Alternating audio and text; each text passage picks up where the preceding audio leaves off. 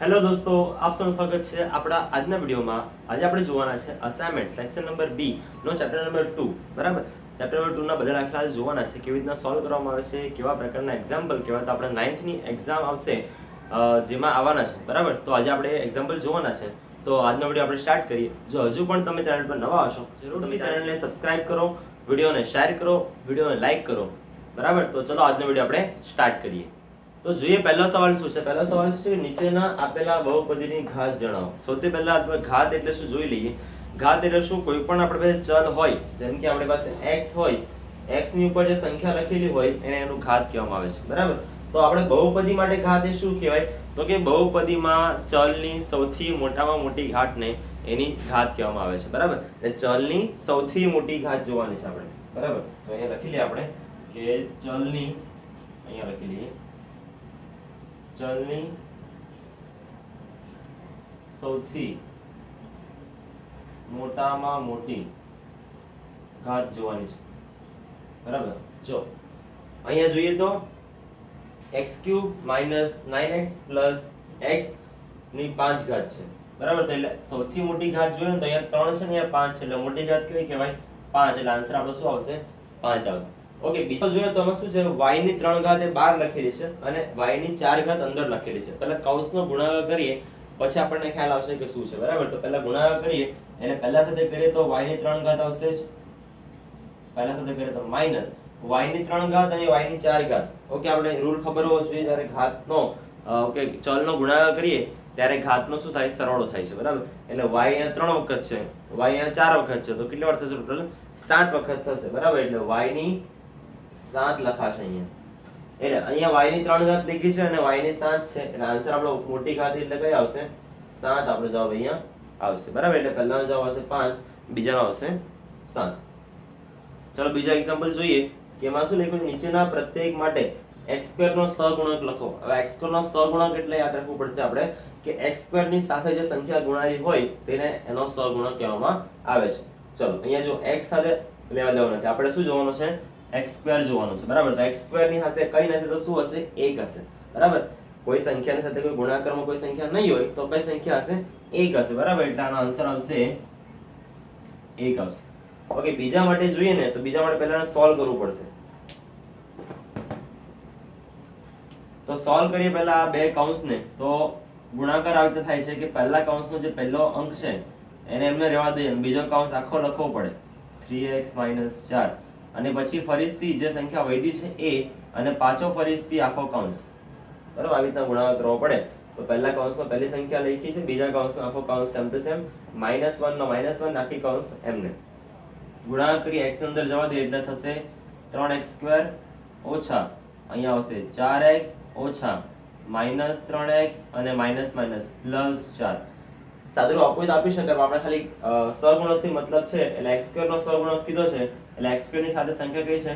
3. એટલે આન્સર આપણો અહીંયા આવશે 3 આવશે. બરાબર, તો ચાલો વધીએ આગળના એક્ઝામ્પલ તરફ. ત્રીજો એક્ઝામ્પલ શું છે કે આપેલી બહુપદી p(x) બરાબર 10x - 4x² - 3 માટે p(0) અને p(-2) શોધો. હવે p(0) અથવા p(-2) નો મતલબ પહેલા સમજી લઈએ. p(0) નો મતલબ એમ થાય કે x બરાબર કેટલો લેવાનો છે? 0 લેવાનો છે. અને બીજું p(-2) નો મતલબ થાય કે x ની જગ્યાએ શું લેવાનું છે? -2. તો લખીએ પહેલા આપણે બહુપદી છે આપણે p(x) બરાબર 10x - 4x² - 3. પહેલા લખીએ p(0). p(0) નો મતલબ થાય કે x ની જગ્યાએ શું લેવાનું છે? 0. એટલે 10 × 0 ઓછા 4 × 0 નો વર્ગ ઓછા 3. 10 × 0 કરો તો 0 જ આન્સર આવે પાછો, માઈનસ 4 ના ગુણાકારમાં 0 નો સ્ક્વેર લખો તો બી કેટલો આવશે? 0 અને -3 નો 3. ઓકે, 0 નો કોઈ મહત્વ નથી એટલે આન્સર આપણો કેટલો આવશે? -3. સંખ્યા છે -3, એ જ આન્સર આવી જશે. અને બીજું p(-2) કીધો છે એટલે x ની જગ્યાએ શું લેવાનું છે? -2. અહીંયા જુઓ 10 ના ગુણાકારમાં -2 ઓછા 4 ના ગુણાકારમાં -2 નો વર્ગ ઓછા 3. ચાલો 10 × 2 તો 10 દુ 20 થાય, બટ કેવો -20 થશે, માઈનસ છે એટલા માટે. ઓકે, માઈનસ નો માઈનસ 4 ઓકે 2 નો વર્ગ કેટલો થાય 4 થાય, પરંતુ જ્યારે માઈનસ નો વર્ગ કરવામાં આવે ત્યારે માઈનસ નું જે પ્લસ એટલે 4 પ્લસ માં આવશે -3 બરાબર. માઈનસ ની જ્યારે આપણે બેકી ઘાત કરીએ, બેકી ઘાત એટલે 2 4 6 8 આવી ઘાત કરીએ તો માઈનસ નું થઈ જશે પ્લસ, પરંતુ જ્યારે માઈનસ ની એકી ઘાત હોય એટલે કે 3 5 7 9 એવી ઘાત હોય તો માઈનસ નો માઈનસ જ રહેશે બરાબર. ફરીથી -20 માઈનસ 4 + 16 ઓછા 3.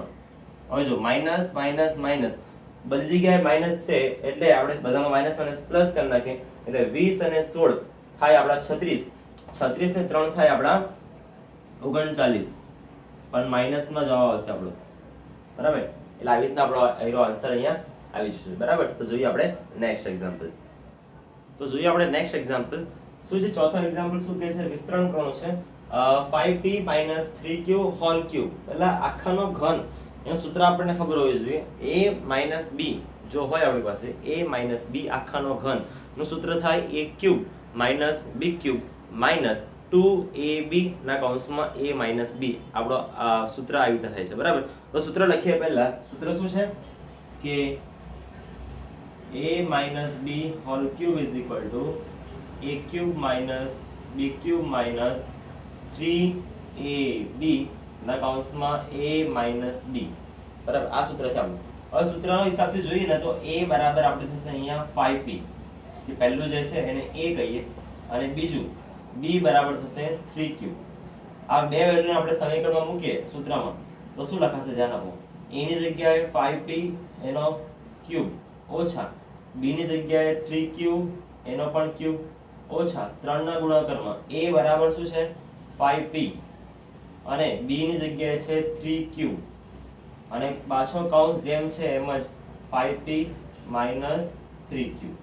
હવે આ કૌંસનું સ્વરૂપ કરીએ એટલે આપણો આન્સર આવશે ઓકે 5 નો ક્યુબ પાછો 25 25 તાલી 125 થાય 125 અને p નો ક્યુબ ઓછા 3 નો ક્યુબ થાય 27 27 અને q નો થશે q નો ક્યુબ માઈનસ 3 5 તાલી 15 અને 15 તાલી 45 અને pq સાથે 5p - 3q થશે.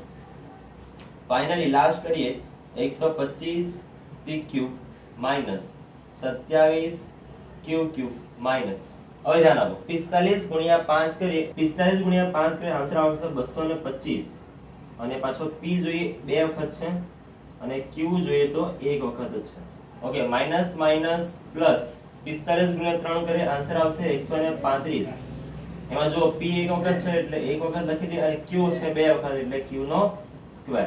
એટલે આપણે વિસ્તરણ કરીએ એટલે કે આવી રીતના સૂત્ર લગાવવાનું છે એનું અને કિંમતો મૂકીને આપણે આન્સર લાવવાનો છે બરાબર. તો બધી આપણે લાસ્ટ આજનો વિડિયોનો લાસ્ટ એક્ઝામ્પલ છે આપણે જોઈ લઈએ અને નેક્સ્ટ જે એક્ઝામ્પલ આવશે એ નેક્સ્ટ વિડિયોમાં આપણે કવર કરીશું.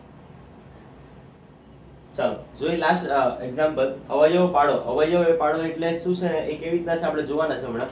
ઓકે આપણે પહેલા તો બહુપદી લખી છે 4y² - 4y + 1. ચાલો ધ્યાન આપો. પહેલા સૌથી પહેલા આપણે જોવાનું છે પહેલું જે છે ને આપણે પહેલું પદ કહીએ અને પહેલું પદ એટલે 4, બીજું પદ હોય તો શું કહીએ એને -4, ત્રીજું પદ છે અહીંયા 1 બરાબર. ચાલો તો હંમેશા યાદ રાખો જ્યારે બે ઘાત હોય કોઈ બહુપદીની ત્યારે પહેલું અને ત્રીજાનો ગુણાકાર કરો. પહેલું એટલે શું છે 4, ત્રીજું એટલે શું છે 1. 4 એકા 4 થાય. 4 ના ભાગ એવા પાડવાના છે. શું તો 4 ના ભાગ એવા પાડવાના જેથી વચ્ચેનું પદ આવે. વચ્ચેનું પદ એટલે શું છે -4. ધ્યાન આપો પહેલા તો 2 નો ભાગ થાય 2 ગુણ્યા 2, 2 દુ 4 થાય અને 2 અને 2 આન્સર કેટલો આવશે 4 આવે બરાબર. પરંતુ આપણે માઈનસ લાવો હોય તો માઈનસ માઈનસ પ્લસ થાય છે એટલે આપણે માઈનસ અહીંયા પણ આપી દઈએ, માઈનસ અહીંયા પણ આપી દઈએ એટલે માઈનસ માઈનસ જો -2 -2 -4 આવી જાય. પરંતુ પાછળ શું છે y એટલે y પણ લખી લઈએ. અહીંયા પણ y અને અહીંયા પણ y. આપણે સ્ટેપ આવી કરવાનું છે કે અહીંયા વચ્ચેની જે સંખ્યા છે એની જગ્યાએ આપણે આ 9 લખ્યું છે લખવાનું છે. કેવી રીતના લખીએ ધ્યાન આપો. 4y² આ બેઠું લખી નાખીએ 2y - 2y. હવે આ લખી ગયો +1 ની વારી છે એટલે +1. ચાલો 4 પદ આવી ગયા એટલે બેની જોડી બનાવીએ. આ બંનેની જોડી બનશે અને આ બંનેની જોડી બનશે. ઓકે આમાંથી કોમન નીકળશે. જો પહેલા તમે 2 કોમન નીકળશે આમાંથી અને y કોમન નીકળશે. બે વસ્તુ નીકળશે એટલે વધશે શું 2 દુ 4 એટલે અહીંયા 2 વધે અને y બે વખત છે એક વાર ગયો એટલે એક વાર તો વધશે ને. માઈનસ 2y આખો 12 છે એટલે કઈ વધે નહીં તો શું હશે 1 હશે. માઈનસ 2y ધ્યાન આપો. માઈનસ જ્યારે 12 હોય ત્યારે અંદરનું ચિહ્ન ચેન્જ કરવું પડશે એટલે 2y minus 1. ચલો ફરીથી જુઓ 2y minus 1 કોમન છે તો વધશે અહીંયા 2y, અહીંયા કઈ નહીં તો 1 હશે એટલે આન્સર આવશે 2y minus 1 બે વખત આવશે બરાબર. એટલે આપણું જે અવયવ કાઢવાનું કીધું છે એ આપણો અવયવ આવી રીતે આવ્યું છે બરાબર. તો આજે આપણે 5 એક્ઝામ્પલ જોયા છે. નેક્સ્ટ વિડીયોમાં આપણે આના જે બાકીના એક્ઝામ્પલ વાંચ્યા છે ચેપ્ટર નંબર 2 ના એ આપણે જોવાના છે બરાબર. તમને આજનો વિડીયો ગમ્યો હોય, તમને સમજ આવી હોય, તમને અન્ડરસ્ટેન્ડ થયું હોય તો તમે વિડીયોને લાઈક કરી શકો છો, ચેનલને સબસ્ક્રાઇબ કરી શકો છો, વિડીયોને શેર કરી શકો છો બરાબર. તો મળીએ આપણે નેક્સ્ટ વિડીયોમાં બરાબર. ત્યાં સુધી થેન્ક યુ વેરી મચ. ધન્યવાદ.